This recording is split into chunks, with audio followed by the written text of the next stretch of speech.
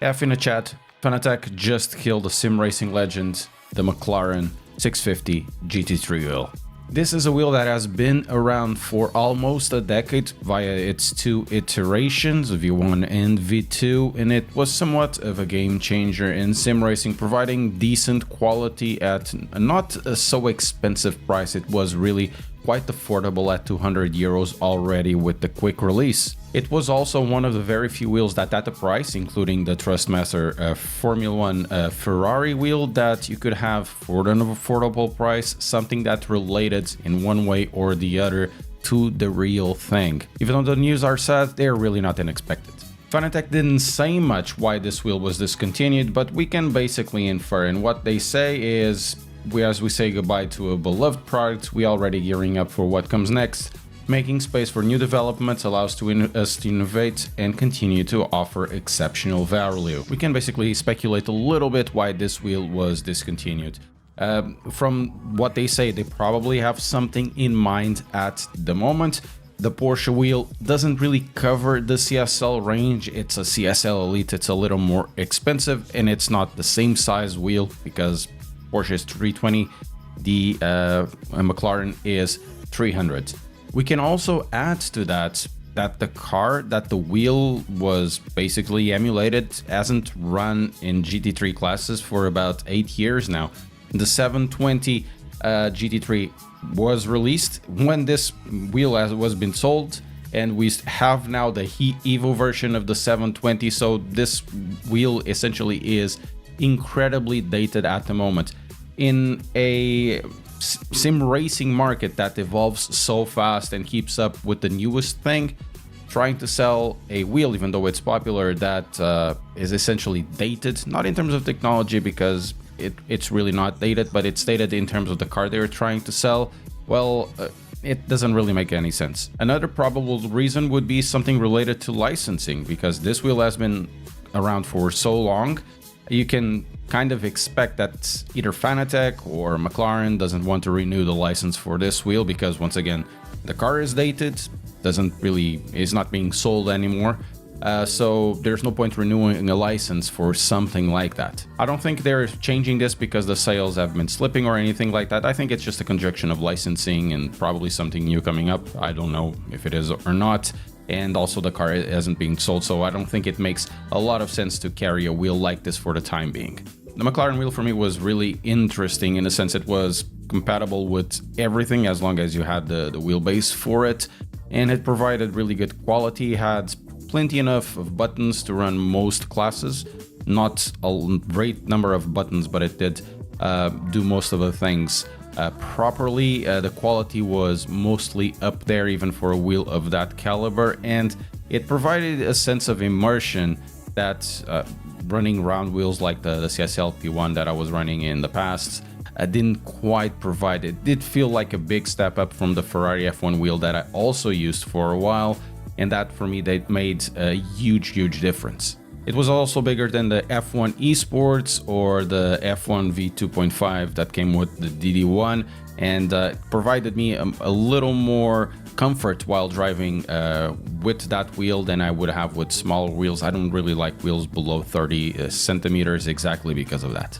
I would have affiliate links for some of them, especially for Fanatec, and the options that I'm gonna give you are more or less in line with the price of the old McLaren wheel. The first one is the Formula 1 Esports wheel that costs about 240 euros. It comes with the quick release and all of that, and it covers most of the bases. It does have a couple of extra features as well and a couple of downgrades too. It adds LEDs over the McLaren wheel, but it also lowers the quality of the OLED screen into one with segments instead of a full OLED. Doesn't make a lot of difference in reality. The biggest difference will be in physical size, because this is 28 centimeters, is more for Formula 1, but it still can do it on GT3s. Personally, I much prefer the bigger size, but this is an option more or less in line with price.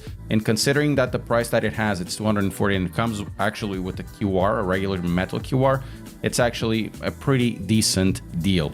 The next one is the Club Sport V2.5. There's many iterations of this wheel. Fanatec has been doing this since time primeval. Essentially, it's a more souped up, spec'd up F1 esports. It comes with extra thumb rotaries. It comes with rotaries in the middle. It also changes the segmented screen into a regular OLED, the same as the GT3s. It does have all of those LEDs as well, and it feels more quality. But just like the Formula 1 esports, it's a smaller wheel, which is really not the best thing for everybody. Fanatec does have an oddball called the Podium Endurance with a plate. Essentially, it's a hub that you can put a 6x70 wheel on top of it, and it is a GT3-ish kind of experience. It's probably not the best for everyone, and the other GT3 wheels that are proper GT3 wheels would be the McLaren and the Podium Bentley, but those are too expensive, way already out of line. The Podium or the Endurance wheel is already a bit too expensive for most choices, especially if you're looking for a CSL, and looking at wheels that cost 1,500 or 1,100, it's already too much. But if you don't mind to go outside of the GT molds and you want something that still has a lot of options for driving, you can have something like the Porsche wheel. It's not something that I would recommend for somebody that wants a GT wheel, because this is wider. This is 320 versus the 300, so it is significantly wider, though it has a lot of buttons, lots of rotaries, 4 over here and then 2 at the center, plus the funky switch and all of that. And it's actually a step up in terms of quality, but this won't be for everybody because it breaks the GT mold. And now for the most exciting option, which will be running a third-party wheel. But with Fanatec, you do require a little bit of forethought, because it's really not straightforward. You will require some sort of emulator to unlock the force feedback. I use a thumb emulator from simracing machines. It costs about £25. You will require some sort of adapter plate that will convert the holes from the Fanatec quick release into generally 6x70, which will be the most type of common pattern at the back of wheels. And then of course you will need a quick release. You can use one from AliExpress or use one that you already have, or buy one from Fanatec. The choice is yours. The first choice will be the cheapest choice. It's actually quite a nice wheel, all things considered. It's in the same vein of quality as the McLaren wheel, which will be the Mazda KS. You will require from Mazda the Mazda Universal Kit, so it's basically a box that you connect via USB, and then it converts your Mazda wheel, so you can use it on your PC and over the Mazda software. That has a cost of around 40 euros or thereabouts. And of course, everything else you need to mount it on top. The Mazda KS wheel is a really decent wheel. It has thumb rotaries, it has a lot of buttons as well. For the price, it isn't too bad. But I think the next option up will be the darling of almost everybody in sim racing, that is not on just a budget, but close to budget sim racing, or they just want to spend a little more to have something a little bit better. In this case, it will be the Simagic Neo GT or GT Neo. A very good price. It's around 260 to 189 pounds. Thereabouts, really depends where you get it. And it basically does everything. Lots of buttons, plenty of rotaries, works with SimHub. It has lights over here, and the quality, it's actually pretty decent. Generally, you'll see people saying this is really good, and some people complain about the handles falling off after a certain time. But, in my opinion, this is a really good wheel. You will require a new quick release, and this can be then connected via USB, via their MagLink to your PC. So this could be a very popular choice because it's not really that more expensive than the Mazda KS, and in my opinion, this is a much bigger step up. And compared to the McLaren GT wheel, well, this is much better. We also have a new darling in sim racing wheels that I was actually quite impressed by the quality versus the features. In this case, it will be the Conspot 300 GT.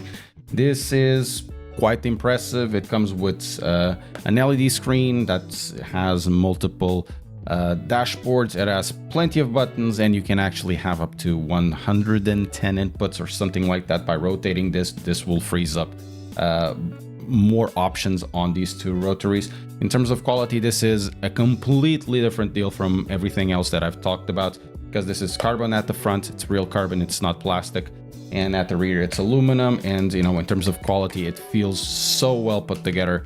But this is definitely more expensive. And once again, you'll need some sort of quick release adapters and all of that, because it's really not that plug and play, and it runs via the Conspit software. In terms of price, this I think will be more or less the cutoff if you're looking for a CSL wheel and you don't mind to spend a little bit more for something different, but it's still around the same 300 millimeter or GT wheel mold.